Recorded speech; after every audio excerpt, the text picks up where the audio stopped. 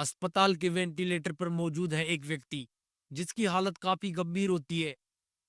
उसकी आंखें कुछ कहना चाहती हैं, बहुत कुछ बताना चाहती हैं, लेकिन इसी अस्पताल के रूम में मौजूद है उसकी पत्नी और सामने खड़े हैं कुछ पुलिस वाले। दरअसल यह व्यक्ति काफी डरा हुआ है, सहमा हुआ है और सामने खड़े पुलिस वालों से कुछ कहना चाहता है। लेकिन इसकी बीवी इशारे इशारों में साफ साफ इससे कह चुकी है कि अगर जिंदा रहना है तो तुझे पुलिस वालों को वही बयान देने होंगे जो मैंने तुझे बताए हैं, मैंने तुझे सिखाए हैं। वरना जिस वेंटिलेटर पर तुझे बचाने की कोशिश की जा रही है उसी वेंटिलेटर पर मैं तुझे मार दूंगी। और होता भी ऐसा ही है कि वह व्यक्ति पुलिस वालों को झूठे बयान देता है, वही बयान जो उसकी बीवी ने उसे बताए थे, सिखाए थे। लेकिन इसकी आंखें साफ साफ कह रही थी कि मुझे वेंटिलेटर पर पहुंचाने वाला अगर कोई है तो मेरी बीवी। अगर आपको किसी व्यक्ति को अरेस्ट करना है तो मेरी बीवी को कीजिए, क्योंकि यही है जिसने मुझे इस वेंटिलेटर पर पहुंचाने की, मुझे जान से मारने की कोशिश की है। इस झूठे बयान देने के बाद दरअसल वह व्यक्ति इस दुनिया को अलविदा कह देता है। कुछ समय बाद उसकी मौत हो जाती है और वो कातिल पत्नी अपनी लाइफ में खुशी खुशी आगे बढ़ने लगती है। लेकिन एक 13 साल की बच्ची पुलिस को ऐसी कहानी सुनाती है जिसे सुनकर पुलिस को सब कुछ साफ साफ समझ आने लगता है। यह 13 साल की बच्ची कोई और नहीं, उसी वेंटिलेटर पर लेटे हुए व्यक्ति की और उस कातिल पत्नी की बेटी होती है, जिसकी उम्र महज 13 वर्ष होती है और यह कक्षा 7 में पढ़ती है। दरअसल इस कहानी की सच्चाई क्या है, इस वीडियो के माध्यम से हम यही जानने की कोशिश करेंगे। और इस सच्ची घटना को सुनकर अगर आपके दिमाग में कुछ विचार आते हैं तो वीडियो को लाइक कर कमेंट बॉक्स में अपनी राय अवश्य रखें, क्योंकि आपका एक लाइक और आपकी राय मुझे ऐसी ही सच्ची घटनाएं लाने के लिए मोटिवेशन मिलता है। नमस्कार दोस्तों, मैं हूं युग बगड़िया और आज जो आपके लिए मैं सच्ची घटना लेकर आया हूं, दरअसल यह सच्ची घटना मुंबई के गोरेगांव की है, जहां पर एक खुशहाल परिवार रहा करता है, जिसके अंदर भरत अहिरे नाम का एक व्यक्ति होता है, जिसकी उम्र लगभग 40 वर्ष के आसपास होती है। यह व्यक्ति वही है जो वेंटिलेटर पर लेटा हुआ है। इसकी पत्नी, जिसका नाम राजश्री होता है, और इनके 3 बच्चे होते हैं, जिनमें बड़ी बेटी होती है जिसकी उम्र 13 वर्ष होती है और दूसरे नंबर पर भी बेटी होती है जिसकी उम्र 5 वर्ष होती है। तीसरे नंबर पर इनके एक लड़का है जिसकी उम्र महज 3 वर्ष है। दरअसल इस कहानी में जो राजश्री आयरे होती है, उसे शौक होता है लग्जरी लाइफ का, घूमने फिरने का, महंगे महंगे गहनों का, पैसों का। इसी के चलते अक्सर ये अपने घर से बाहर आया जाया करती है। तो एक रोज इसकी मुलाकात होती है। मुलाकात ऐसी कि दोनों को एक दूसरे के प्रति काफी आकर्षण महसूस होता है। उसके बाद कुछ मुलाकातें और होती है और दोनों में प्यार हो जाता है। जब दोनों में प्यार हो जाता है तो राजश्री अहिरे की जब भी इच्छा होती चंद्रशेखर से मिलने की, साथ में घूमने फिरने की, वो अपने बच्चों को अकेला छोड़कर घर पे चंद्रशेखर के साथ घूमने फिरने निकल जाती, उसके साथ काफी वक्त बिताती। जैसे जैसे समय गुजरता है, यह बात राजश्री अहिरे के पति भरत अहिरे को जब पता लगती है तो वो राजश्री अहिरे से पूछताछ करता है। आपस में काफी गर्मागर्मी होती है, लेकिन यह बात राजश्री अहिरे को बिल्कुल भी पसंद नहीं आती। वो मन ही मन सोचती है कि कैसे भी मुझे अपने पति को साथ बैठाना है या फिर इसे अपने रास्ते से हटाना है। इसी के चलते वो अपने बॉयफ्रेंड चंद्रशेखर को फोन करती है और कहती है कि मेरा पति मेरे पे रोक टोक, पूछताछ, लड़ाई झगड़ा करता है, तो क्यों ना इसको रास्ते से हटाया जाए। तभी चंद्रशेखर कहता है कि क्यों ना इस पर एक केस कर दिया जाए जिसके तहत ये पुलिस इसे अरेस्ट कर लेगी और जेल में डाल देगी। राजश्री अय्यर अपने बॉयफ्रेंड चंद्रशेखर की बात को सुनती है और समझती है और अपने पति भरत अय्यर के ऊपर झूठा ही हरेसमेंट का झूठा केस लगा देती है। उसके चलते भरत अय्यर कोर्ट के पुलिस के काफी चक्कर लगाता है, काफी परेशान होता है। लेकिन जैसे तैसे यह केस रफा दफा हो जाता है। ये सब कुछ होने के बाद राजश्री अय्यर और चंद्रशेखर का प्यार और भी परवान चढ़ने लगता है। उनका मिलना जुलना काफी बढ़ जाता है, वो अपनी हदें भूल जाते हैं। ये सब देखकर राजश्री अय्यर का पति भरत अय्यर अपनी बीवी से बात करता है, उसे समझाता है कि क्यों तुम अपने बसे बसाए घर को उजाड़ने पे तुली हुई हो, क्यों तुम मुझे अपने बच्चों को धोखा दे रही हो। ये सब मत करो, उस चंद्रशेखर से अपनी दूरियां बना लो ताकि हमारा घर बसा बसाया रह जाए। लेकिन जब आपस में उन दोनों के काफी बातचीत होती है तो राजश्री अय्यर गुस्सा करके बोलती है कि नहीं, मैं अपने प्यार को किसी भी स्थिति में नहीं छोड़ सकती, किसी भी कंडीशन में नहीं छोड़ सकती। मैं चंद्रशेखर से दूर मैं बिल्कुल नहीं रह सकती, चाहे मुझे तुम्हें ही क्यों ना छोड़ना पड़ जाए। और अगर तुमने अब मेरे पे दबाव बनाने की कोशिश की, मुझे परेशान करने की कोशिश की, पहले तो मैंने तुम्हें सिर्फ केस कर कर छोड़ दिया था, लेकिन अब मैं तुम्हें अपने रास्ते से पूरी तरीके से हटा दूंगी। जब भरत अय्यर ये सब बातें सुनता है तो उसे समझ आ जाता है कि राजश्री अय्यर उसके साथ बिल्कुल भी नहीं रहना चाहती। तभी वो डिसीजन लेता है कि क्यों ना मैं इसके बॉयफ्रेंड से बात करूं। वो अपने घर को किसी भी हालत में बचाना चाहता था, वो नहीं चाहता था कि उसका बसा बसाया घर उजड़ जाए। तभी 15 जुलाई को राजश्री के फोन से वो उसके बॉयफ्रेंड चंद्रशेखर को फोन करता है और वो उसे समझाने की कोशिश करता है, देखो भाई, ये जो राजश्री है मेरी पत्नी है, मेरा एक बसा बसाया घर है, मेरे बच्चे हैं, तो क्यों क्यों तुम मेरे घर को उजाड़ने पे तुले हुए हो। तुम किसी और से प्यार कर लो, ये शादीशुदा है, तुम्हारी उम्र भी इससे काफी कम है। जब भरत अय्यर चंद्रशेखर को ये सब बातें समझाता है तो वो कहता है कि चलो ठीक है, अपन मिलकर बात करते हैं, मैं तुम्हें एक एड्रेस देता हूँ, तुम वहां पर आ जाओ राजश्री के साथ में, मैं तुम्हें वहीं मिलूंगा और वहीं बैठकर हम बातें कर लेंगे। दरअसल ये जो एड्रेस होता है जहाँ वो चंद्रशेखर भरत अय्यर को बुलाता है, ये एक पब्लिक टॉयलेट जहाँ यूनिट 31 एकता नगर गोरेगांव की जगह है। दरअसल ये जो पब्लिक टॉयलेट होता है वो भरत अय्यर के घर से 30 से 40 मीटर दूरी होता है। उधर जो राजश्री अय्यर जब चंद्रशेखर से बात करती है तो चंद्रशेखर उसे सारा प्लान बता देता है कि इसे यहाँ बुलाकर हम इसे मारेंगे पीटेंगे, अगर ये मर भी गया तो पूरी तरीके से रास्ते से हट जाएगा, और अगर बच गया तो इसे समझ आ जाएगा कि हमारे बीच जिंदगी में आगे कभी भी हमारे बीच आने की कोशिश नहीं करेगा ये।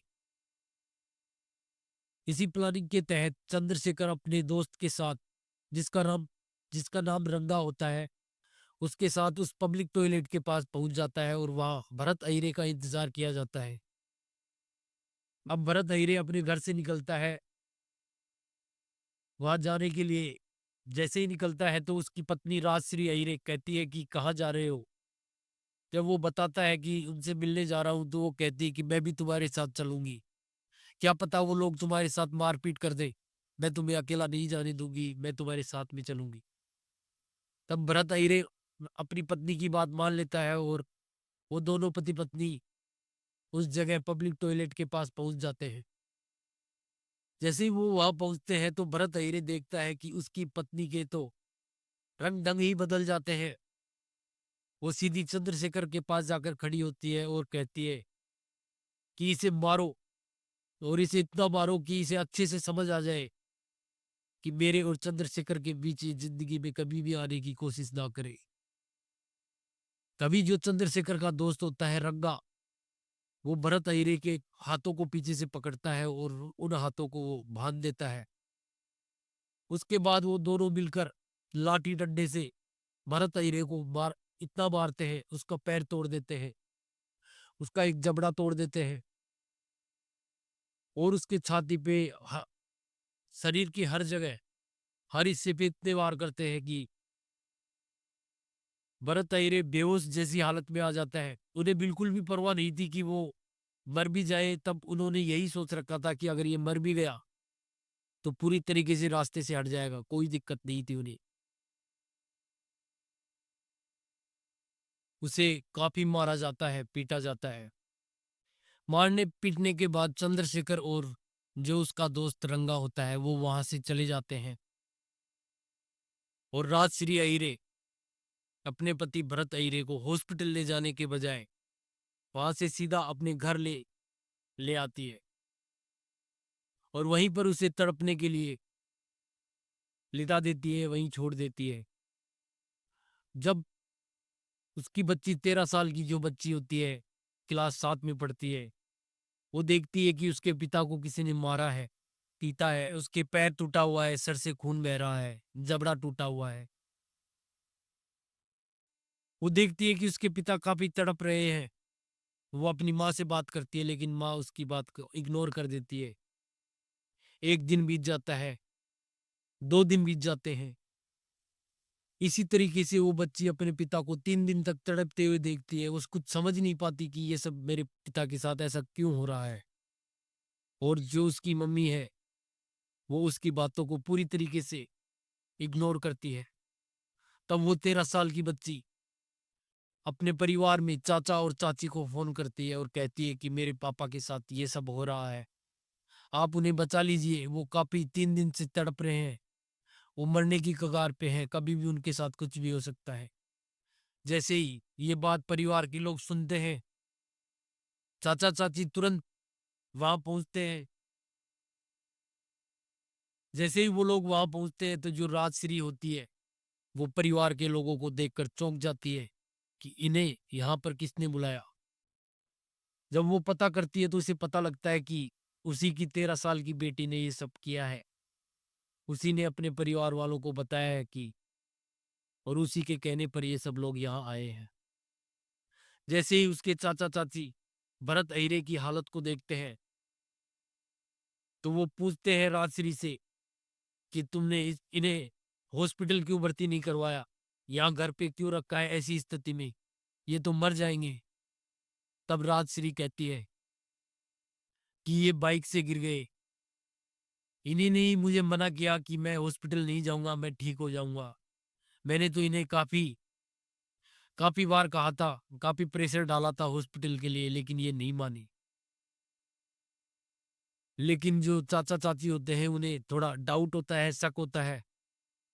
वो उसी वक्त पुलिस को फोन लगाते हैं, पुलिस को सारी सूचना देते हैं और जो भरत अहिरे होता है उसको हॉस्पिटल में भर्ती कराया जाता है। भरत अहिरे की कंडीशन इतनी गंभीर थी कि उसे तुरंत वेंटिलेटर पे लिटाया जाता है। हॉस्पिटल में जो सुविधाएं थी उसका उसे बचाने की पूरी कोशिश की जाती है। ये वाक्य वही का है कि भरत अहिरे कुछ पुलिस को ऐसे बयान ना दे। अब वेंटिलेटर पर लेटे हुए भरत अहिरे को उसकी पत्नी डराती है, धमकाती है और उसे मजबूर करती है वही बयान देने के लिए जो कि अब तक वो कहती आ रही थी कि किसी ने उसे टक्कर मार दी और वो बाइक से गिर गया, इसी के चलते उसके लग गई और वो लोग वहां से फरार हो गए। भरत अहिरे भी अपने मन में विचार करता है, सोचता है कि अब मेरे साथ न जाने क्या होगा, कल मैं जिंदा रहूंगा या नहीं, मेरे बच्चों का क्या होगा। तो पुलिस को भरत अहिरे वही बयान दे देता है जो उसकी पत्नी चाहती थी। वो कह देता है कि हाँ, किसी ने मेरी बाइक के टक्कर मार दी और मैं बाइक से गिर गया, वो लोग वहां से फरार हो गए, उसके बाद मेरी ये हालत हो गई। पुलिस उन लोगों की काफी छानबीन करने की कोशिश करती है जहां उसे टक्कर मारी गई, लेकिन कोई सुराग नहीं मिलता, कुछ पता नहीं चलता। उसके बाद कुछ समय बाद भरत हीरे की इलाज चल रहा था कि इसी दौरान उसकी मौत हो जाती है। जैसे ही उसकी मौत होती है तो अब पुलिस इस मामले को हत्या का केस बन जाता है और केस की छानबीन में लग जाती है। पुलिस के कुछ हाथ नहीं लगता, ना ही ऐसी कोई गाड़ी हाथ लगती है जिसको किसी ने टक्कर मारी हो, ना ही वो जगह मिलती है, ना कोई सीसीटीवी में कोई सबूत, कुछ नहीं मिलता। उनकी जब बाइक को भी देखा जाता है तो उस पे कोई डेंट नहीं, कोई निशान नहीं। पुलिस को डाउट तो होता है कि कुछ ना कुछ तो गड़बड़ है, दाल में कुछ ना कुछ जरूर काला है। उसी दौरान सभी लोगों से पूछताछ की जाती है। पुलिस उस बच्ची से भी पूछताछ की जाती है, उस 13 साल की बच्ची से भी। तभी वो बच्ची कहती है कि मुझे ज्यादा तो कुछ मालूम नहीं, लेकिन जिस रोज मेरे पिता के साथ ये सब हुआ था, उस रोज मैं छत पे खड़ी थी और पास ही में मैं देख रही थी कि कुछ लोग मेरे पापा को पीट रहे थे और वहीं पर मेरी मम्मी वहीं पर खड़ी थी। जैसे ही ये बात पुलिस सुनती है तो पुलिस को तुरंत समझ में आ जाता है कि ये सारा खेल राजश्री का ही है। इसके बाद राजश्री से पूछताछ की जाती है, लेकिन राजश्री कुछ नहीं बताती, इधर उधर की बातें करती है। तभी पुलिस उसकी कॉल डिटेल निकलवाती है। जब उसकी मोबाइल का सीडीआर निकलवाया जाता है तो पता लगता है कि ये एक नंबर पे बातचीत किया करती है ज्यादा, और वो नंबर होता है चंद्रशेखर का। जांच पड़ताल में पता लगता है कि वो इसका बॉयफ्रेंड है। सारी बातें धीरे धीरे पुलिस के सामने खुलकर आने लगती है। अब पुलिस जैसे जैसे ये सारे सबूत राजश्री के सामने रखती है, तब राजश्री भी अपने जुर्म को कबूल करती है और वो सारी बातें पुलिस के सामने बता देती है कि मैंने और मेरे बॉयफ्रेंड चंद्रशेखर और उसका दोस्त ने मिलकर ही उसके पति का ये सब हाल किया है। दोस्तों, इस घटना को सुनकर आपके रोंगटे खड़े होते हैं या आपके दिल और दिमाग में कुछ विचार आते हैं, तो आप कमेंट बॉक्स में अपनी राय अवश्य रखें, वीडियो को लाइक करें और जाने से पहले चैनल को सब्सक्राइब कर बेल आइकन जरूर दबाइएगा ताकि मेरी हर आने वाली वीडियो आपके साथ साथ समाज तक भी पहुंच सके। धन्यवाद।